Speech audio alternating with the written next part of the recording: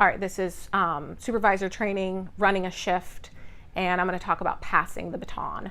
A lot of the same principles apply here as in just overlapping or having a shift together. But say that you're passing the baton from like day to night, right?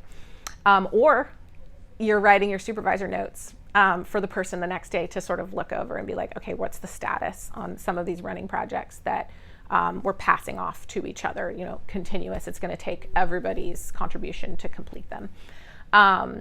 So just things to be aware of as you're passing the baton. You want to give sort of a summary of like, hey, this is what the shift was like, because this other person's coming in going like, what the hell happened? You know, ideally, and the standard courtesy that we're all going to fight for, and I will never back down from being like, this is the standard, we're going to fight to hold this, is do not leave a mess for the next supervisor. Clean up the clutter, make sure the dishes are washed, don't leave a bunch of projects out.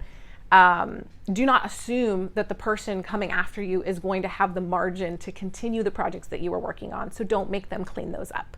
Make sure that whoever's working on those projects cleans that up before you pass the baton to the next supervisor. So you don't want that supervisor that's taking the baton from you to have to deal with any lingering remnants of what happened on your shift.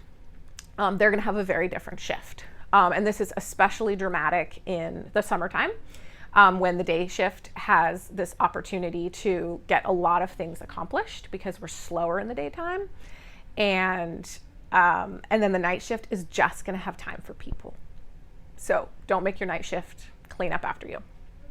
I am especially bad at this, but sometimes when you're really bad at that, it's just a great opportunity to say, hey, this is really important. This is a way that I've run people over in the past, and I really try super hard to not do this to other people.